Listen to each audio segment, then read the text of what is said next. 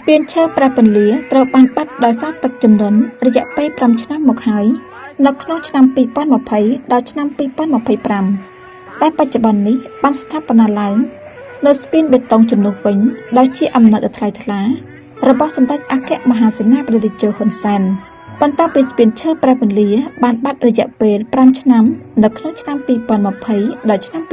2025ដែលបច្ចុប្បន្ននេះក៏បានស្ថាបនាឡើងនៅស្ពានបេតុងជំនួសវិញគឺស្ពានប្រែពន្លានិងស្ថាបនាផ្លូវបេតុងសងខាងក្បាលស្ពានតភ្ជាប់ពីភូមិ3ទៅភូមិព្រៃសរសៃសង្កាត់ប្រែពន្លាក្រុងស្រីសុភ័ណ្ឌដែលជាអំណាចដ៏ថ្លៃថ្លារបស់សម្ដេចអគ្គមហាសេនាបតីតេជោ ហ៊ុន សែនអតីតនាយករដ្ឋមន្ត្រីនៃព្រះរាជាណាចក្រកម្ពុជាការចោះយករូបភាពស្ពានបេតុងនៅថ្ងៃទី8ខែវិច្ឆិកាឆ្នាំ2025លោកជាយុទ្ធរុនប្រធានបន្ទាយអភិវឌ្ឍជនបទខេត្តបន្ទាយមានជ័យបានមានប្រសាសន៍លើកឡើងថាការងារស្ថាបនាស្ពានបេតុងស្ពានប្រេះពន្លានេះមានប្រវែង90ម៉ែត្រទទឹង10ម៉ែត្រ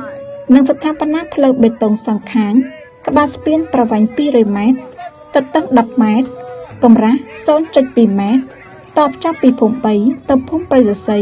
សង្កាត់ប្រេះពន្លាក្រុងស្រីសុភ័ណ្ឌនិងអនុវត្តដោយនាយកដ្ឋានផ្លូវលំជនបទ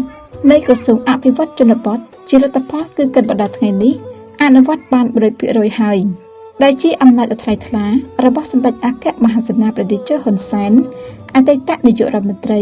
នៃព្រះរាជាណាចក្រកម្ពុជាតាមរយៈឯកឧត្តមកែវ កំចាន់អ្នកតំណាងរាស្ត្រមណ្ឌលខេត្តបន្ទាយមានជ័យ